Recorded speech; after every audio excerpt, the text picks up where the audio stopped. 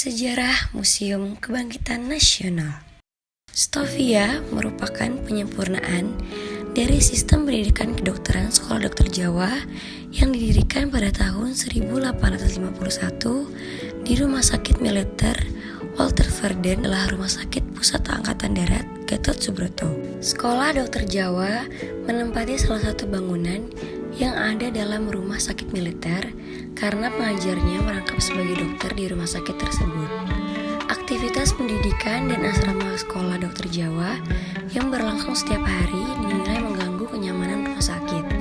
Karena itu, Dewan Pengajar memutuskan untuk memindahkannya dari lingkungan rumah sakit militer Walter Verden, dan pada tahun 1899, Direktur Sekolah Dokter Jawa yaitu Dr. H.F. Roll mulai melaksanakan pembangunan gedung baru di samping rumah sakit militer. Namun, kegiatan pembangunan gedung sempat terhenti karena kekurangan biaya.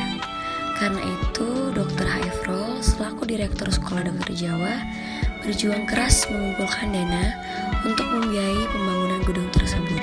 Berkat bantuan pengusaha perkebunan dari Delhi, pembangunan gedung dan asrama pelajar kedokteran dapat diselesaikan pada bulan September pada tahun 1901. Pada tanggal 1 Maret 1902, gedung tersebut secara resmi digunakan untuk pendidikan kedokteran dan asrama yang dilengkapi dengan berbagai macam fasilitas yang dibutuhkan oleh penghuninya.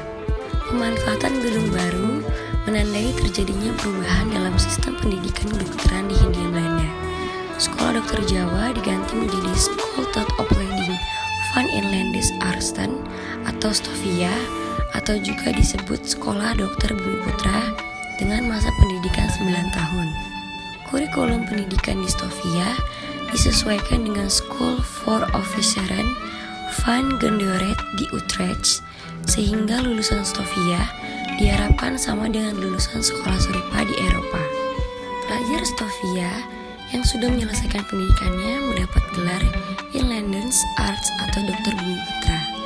Mereka diangkat menjadi pegawai pemerintah dan ditetapkan di daerah-daerah terpencil untuk mengatasi berbagai macam penyakit menular. Seiring dengan perkembangan zaman, gedung Stovia dianggap tidak representatif lagi untuk dijadikan sebagai tempat pendidikan dokter.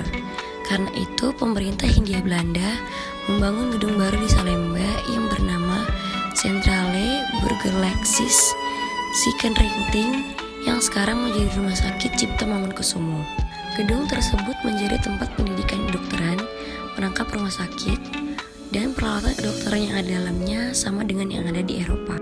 Mulai bulan Juli pada tahun 1920, kegiatan pendidikan Stovia pindah ke gedung baru di Salemba dengan ruang-ruang kelas yang ada dimanfaatkan sebagai tempat belajar sekolah asisten apoteker. Pelajar Stovia diberikan kebebasan untuk memilih tempat tinggal di asrama Stovia atau kos di rumah penduduk yang ada di daerah sekitar Salemba. Pada tahun 1926, gedung Stovia tidak lagi dimanfaatkan untuk kegiatan pendidikan. Semua aktivitas pendidikan kedokteran dipindahkan ke Salemba, termasuk asrama para pelajarnya.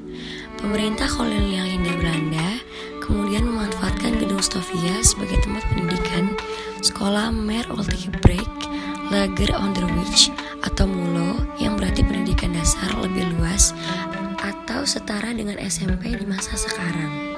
Tidak banyak kalangan mengetahui bahwa cikal bakal Museum Kebangkitan Nasional ataupun Stovia ini menjadi salah satu tempat belajar tokoh-tokoh pergerakan mulai dari R. Sutomo, Ki Hajar Dewantara, dan juga yang sekarang ada Cipto Mangunkusumo. Proses pemugaran dari museum yang satu ini memang cukup gencar dilakukan, terutama pada masa Presiden Soeharto, di mana nama Stovia diganti menjadi Gedung Kebangkitan Nasional. Pada Gedung Kebangkitan Nasional tersebut telah ada beberapa museum dalamnya, dimulai dari Museum Kesehatan, Museum Pers, Museum Budi Utomo, dan juga Museum Pergerakan Wanita. Pada 27 September 1982, Departemen Pendidikan dan Kebudayaan mengelola Gedung Kebangkitan Nasional, dan pada tahun 1983, Menteri Pendidikan dan Kebudayaan mengeluarkan keputusan untuk menetapkan Gedung Kebangkitan Nasional sebagai bangunan cagar budaya. Pada tahun 1984, Ditetapkan struktur organisasi dan tata kerja melebur keempat museum menjadi satu dengan nama Museum Kebangkitan Nasional dan memindahkan kantor swasta yang ada di dalamnya dan mengisi ruang bekas kantor swasta untuk pengembangan museum. Koleksi benda bersejarah di Museum Kebangkitan Nasional.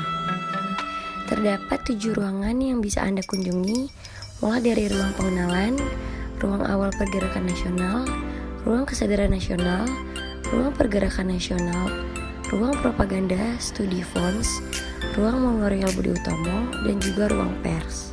Dalam satu ruang pengenalan, Anda bisa melihat berbagai ilustrasi masuknya penjajahan ke Indonesia sampai munculnya berbagai perlawanan di berbagai daerah.